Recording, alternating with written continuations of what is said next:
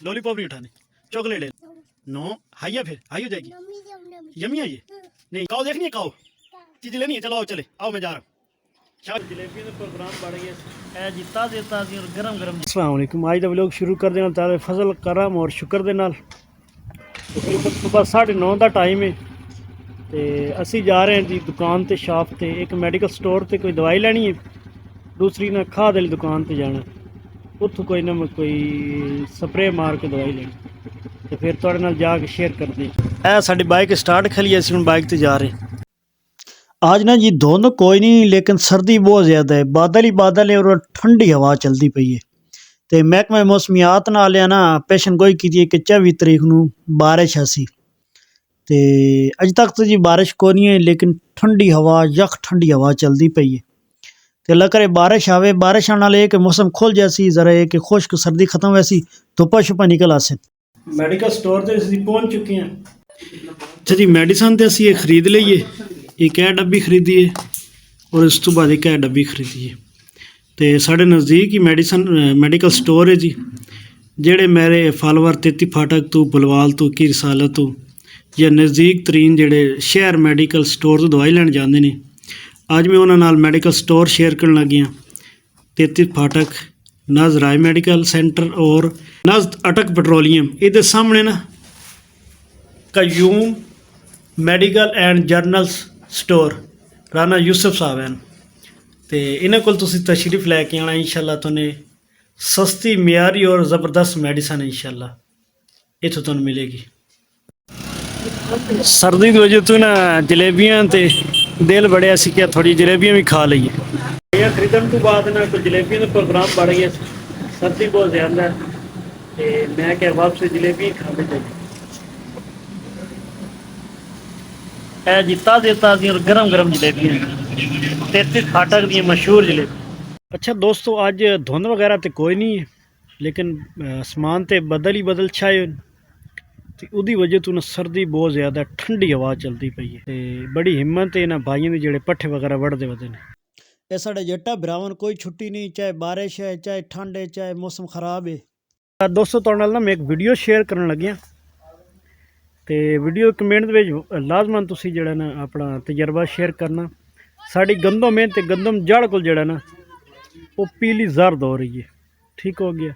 तकरीबन गंदम ही है कोई 1.5 तो 2.25 फुट का साइज, अजे तक उन्हें सिट्टा भी नहीं लिया।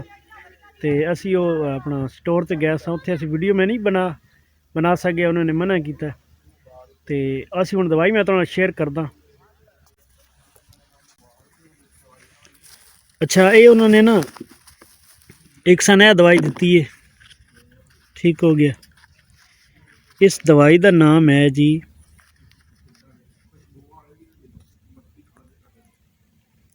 अच्छा, उन्होंने सानी क्या दवाई दी तो नाम है जी हाईटैक्स चूहे मार पाउडर। अच्छा, ये उन्हें क्या कि ये तुसी जिथे सुराख है ना उत्थे 2 किलो मक्की लैके ना उन्होंने उबाल के उहदे उत्ते जिहड़ा ना गुड़ वगैरह उत्ते ला के ना अच्छी तरह और देसी घी थोड़े जिहा ला के ते ये दवाई मिक्स करके जिथे जिथे चूहे के सुराख ने, मसलन वो गंदम दे विच ना चूहे के सुराख होए ने, खुड्डा मारी उन्होंने मट्टी वगैरह कड्डी हुई है, जड़ों को सारी गंदम पीली हो गई, तो उन्हें क्या तुसी उस जगह ते सट्टने ने, या तो चूहे मर वैसन या चूहे नस वैसन, ठीक हो गया। एक दवाई उन्हें सनह दी जी 4-5 डब्बियाँ ने, एक दवाई उन्हें दी जी स्प्रे करने वास्ते। अच्छा, दूसरी दवाई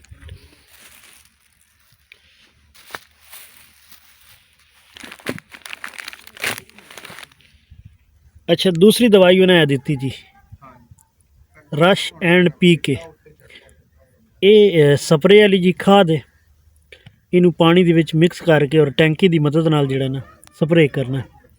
दोस्तों, अगर तुहाडी भी गंदम वगैरह नाल ये मसला बनिया तो लाजमन शेयर करना। तो ये ठीक कर रहे असीं या गलत कर रहे हैं, उन्होंने असीं मशवरा किया, मशवरा करने तो बाद असीं काम कर रहे हैं।